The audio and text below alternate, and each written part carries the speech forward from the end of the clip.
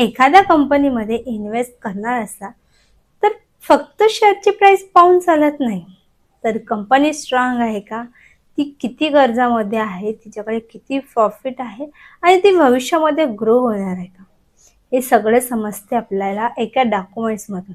ते म्हणजे balance sheet.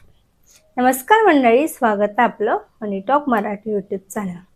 आजच्या व्हिडिओमध्ये आपण बॅलन्स शीट बद्दल अगदी सोप्या भाषेत समजून घेऊया. लायबिलिटी, असेट आणि इक्विटी म्हणजे काय आणि इन्व्हेस्टर म्हणून बॅलन्स शीट कसे समजून घ्यावे हे आजच्या व्हिडिओमध्ये आपण बघणार आहोत. बॅलन्स शीट म्हणजे काय, तर बॅलन्स शीट म्हणजे कंपनीची फायनान्शियल पोझिशन दाखवणारा रिपोर्ट. सोप्या भाषेत सांगायचं म्हटलं तर बॅलन्स शीट म्हणजे कंपनीकडे काय काय आहे, कंपनी कोणतं प्रोडक्ट बनवते, कोणती सर्व्हिस देते, कंपनीकडे किती कर्ज आहे आणि कंपनीमधल्या मालकांचा किती हिस्सा आहे, हे सगळं बॅलन्स शीटमध्ये समजते. बॅलन्स शीट ही एका स्पेसिफिक डेटला तयार केली जाते. 31 मार्च 2025ला कंपनीची फायनान्शियल कंडिशन कशी होती ते यात दिसते. इन्व्हेस्टरना हे खूप महत्त्वाचं असते, कारण की कधी कधी कंपन्या आपल्याला प्रॉफिट दाखवतात पण ॲक्च्युअलमध्ये त्यांच्याकडे खूप सारा कर्ज असते. म्हणून स्मार्ट इन्व्हेस्टर काय करतात, नेहमी बॅलन्स शीट चेक करून इन्व्हेस्टमेंट करतात. बॅलन्स शीटचे मुख्य 3 प्रकार आहेत, असेस्ट, लायबिलिटी आणि इक्विटी. पहिल्यांदा आपण असेस्ट बघूया. असेस्ट म्हणजे काय, तर असेस्टमध्ये कंपनीकडे ज्या महत्त्वाच्या वस्तू आहेत त्या म्हणजे असेस्ट. उदाहरणार्थ cash, land, building, machinery, stocks, investment, या सगळ्या ज्या वस्तू आहेत त्या म्हणजे असेस्ट. अगदी सोप्या भाषेत सांगायचं म्हटलं तर कंपनीकडे ज्या ज्या वस्तू आहेत, जी संपत्ती आहे ती म्हणजे असेट. असेटचे 2 प्रकार आहेत, करंट असेट आणि non current asset. Current asset म्हणजे एका वर्षाच्या आत कॅशमध्ये कन्वर्ट होणाऱ्या गोष्टी म्हणजे कॅश, इन्व्हेंटरी आणि short term investment. Non current asset म्हणजे लॉंग टर्मसाठी वापरणारा असेट, जसं लँड, बिल्डिंग आणि मशिनरी.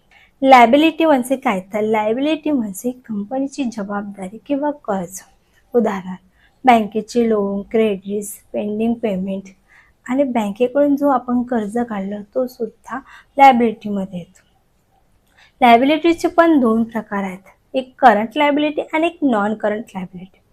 करंट लायबिलिटी म्हणजे एका वर्षाच्या आत लायबिलिटी आणि नॉन करंट लायबिलिटी म्हणजे लॉंग टर्मचे लोन, म्हणजे कंपनीचा जो काही खर्च असतो तो द्यायचं म्हणजेच लायबिलिटी. इक्विटी म्हणजे काय, तर इक्विटी म्हणजे कंपनीमधला मालकांचा जो हिस्सा आहे तो. सोपा फॉर्म्युला आहे त्यात, असेस्ट मायनस लायबिलिटी म्हणजे इक्विटी. उदाहरण बघू, जर कंपनीकडे 50 करोड असेट आहे आणि लायबिलिटी 30 करोड आहे, तर जे 20 करोड आहे ते इक्विटी, तो मालकांचा हिस्सा. खूप महत्त्वाचा फॉर्म्युला बॅलन्स शीटमध्ये, खूप महत्त्वाचा फॉर्म्युला आहे, asset is equal to liability plus equity.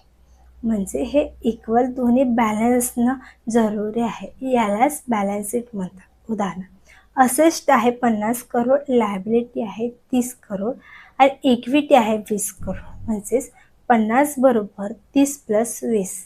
Real life example, आता आपण एक उदाहरण बघूया. जे कंपनी आहे तिच्याकडे असेस्ट आहे, कॅश आहे 10 करोड, मशिनरी 20 करोड आणि बिल्डिंग आहे 20 करोड, म्हणजे टोटल असेट झाला 50 करोड. आणि लायबिलिटीज आहे, बँकेचे लोन आहे 20 करोड आणि अदर पेमेंट आहे 10 करोड, म्हणजे 30 करोड झालेलं आहे. याची इक्विटी काढलं तर total asset minus total liability, म्हणजे 50 करोडमधून 30 करोड वजा केलं तर 20 करोड येते, म्हणजे याचं नेट व्हॅल्यू आहे 20 करोड. इन्व्हेस्टरनी काय चेक करायचे असते, बॅलन्स शीट बघताना इन्व्हेस्टरने काही गोष्टी चेक करणं खूप महत्त्वाच्या गोष्टी आहेत, काही गोष्टी बघितल्या पाहिजे. उदाहरण कंपनीकडे किती कर्ज आहे, जास्त कर्ज आहे की कमी कर्ज आहे. जास्त जर कर्ज असेल तर रिस्क वाढते. दुसरं आहे कंपनीकडे कॅश आहे का, ती चांगली ग्रो करत आहे का. आणि तिसरं आहे की असेस्ट आहे का, कंपनीकडे चांगली संपत्ती आहे का आणि हळूहळू आणखी वाढत आहे का. आणि चौथी गोष्ट आहे की कंपनीची जी इक्विटी आहे ती पॉझिटिव्हमध्ये आहे का. जर कंपनीची इक्विटी पॉझिटिव्हमध्ये असेल तर ती चांगली साईन असते. तर मंडळी, आजच्या व्हिडिओमध्ये आपण बॅलन्स शीट, असेट, लायबिलिटी आणि इक्विटी, महत्त्वाचे फॉर्म्युले, रिअल एक्झाम्पल आणि इन्व्हेस्टरनी काय चेक करायला पाहिजे हे आपण आजच्या व्हिडिओमध्ये बघितलेलं. जर तुम्हाला शेअर मार्केट प्रॉपरली शिकायचं असेल तर बॅलन्स शीट समजून घेणे खूप महत्त्वाचे आहे. तर मंडळी, तुम्हाला हा व्हिडिओ युजफुल वाटला असेल तर लाईक, कमेंट्स आणि हे चॅनल नवीन असाल तर सबस्क्राईब करा. नमस्कार.